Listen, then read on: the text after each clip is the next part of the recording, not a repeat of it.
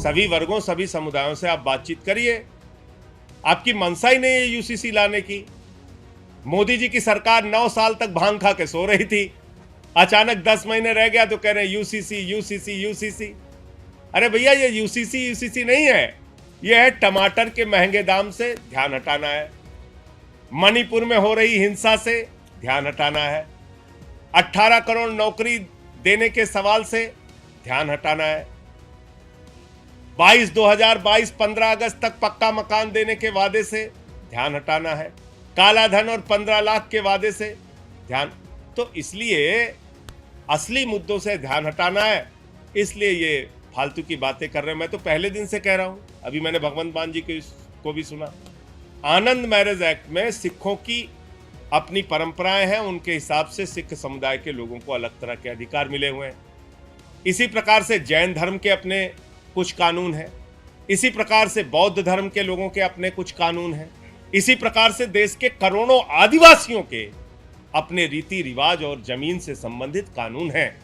Bharatiya Janata party आदिवासियों और दलितों से नफरत करती है, और ये बात मैं इसलिए कह रहा हूं कि देश की राजधानी तो दिल्ली है, भारतीय जनता पार्टी की राजधानी नागपुर है, और वो नागपुर के प्रमुख कह चुके हैं इस देश में दलितों, पिछड़ों और आदिवासियों का आरक्षण खत्म होना चाहिए। तो ये यूसीसी नहीं है, ये देश के आदिवासियों, दलितों और पिछड़ों का आरक्षण खत्म करने की शुरुआत है। कल को आप एक देश एक कानून के नाम पे कहेंगे आरक्षण खत्म, सब समान। अरे भाई, जो लोग इस देश के अंदर सामाजिक आर्थिक रूप से पिछड़े हैं उनको आरक्षण की व्यवस्था है इस देश में। अब क्या करोगे? आदिवासियों की जमीन से संबंधित बहुत सारे कानून है, 371 में नॉर्थ ईस्ट के अंदर अपने कानून है, तो अब क्या करोगे? उनसे बातचीत की आपने? आपका खुद का दल एनडीपीपी, जिसके समर्थन में आप सरकार में है, नागालैंड के अंदर बैठे हैं, 5 मंत्री हैं बीजेपी के, इस्तीफा दिया उन्होंने। मेघालय में इनके मंत्री बैठे हुए हैं बीजेपी के, संगमा ने विरोध कर दिया यूसीसी का, इस्तीफा दिया बीजेपी के मंत्रियों ने। मिजोरम की सरकार ने विरोध कर दिया।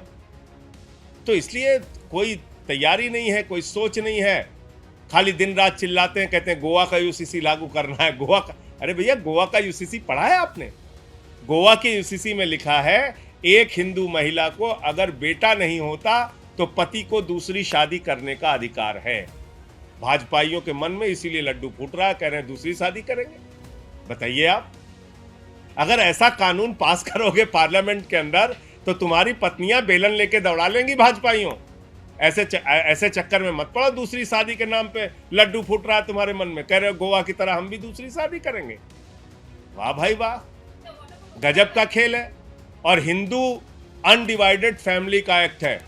मैं इस देश के करोड़ों हिंदू भाइयों को भी बताना चाहता हूं, उस एक्ट में क्या लिखा हुआ है। हिंदू अनडिवाइडेड फैमिली के एक्ट में इनकम टैक्स के अंदर राहत मिलती है सिर्फ हिंदू परिवारों को, वो सिख और ईसाई और मुस्लिम परिवारों को नहीं मिलती है। तो हमारे जो वो अधिकार हैं हिंदुओं के, उसका क्या करोगे? तो बस कुछ नहीं, एक सुर्रा छोड़ दिया, बस चलो ठीक है। तो इसलिए ये सब चालबाजियां मोदी जी की पूरा देश समझ रहा है। देश के लिए कुछ करना है नहीं, खाली कराना है झगड़े, लड़ाई। मणिपुर के हिंसा पे बोलना नहीं है, मेट्रो में घूमना है, अमेरिका की सैर करना है, इससे ज़्यादा कुछ आता नहीं आप लोगों को। तो ये भारतीय झगड़ा पार्टी है, इससे सावधान रहिए सब लोग। पूरे देश में झगड़ा कराने का काम ये लोग कर रहे हैं। हिंदू का मुसलमान से झगड़ा, हिंदू का सिख से झगड़ा, हिंदू का ईसाई से झगड़ा, फिर हिंदू का हिंदू से झगड़ा, जाट का गैर जाट से झगड़ा, मराठा का गैर मराठा से झगड़ा, किसान का पुलिस के जवान से झगड़ा, पहलवान का पुलिस के जवान से झगड़ा। ये भारतीय झगड़ा पार्टी है, इससे सावधान हो जाइए। और मैंने आपको बताया चुनावी मौका है, बम्पर ऑफर आया है, जितने भी पाप धुलवाने हैं मोदी वॉशिंग पाउडर मौजूद है। धन्यवाद।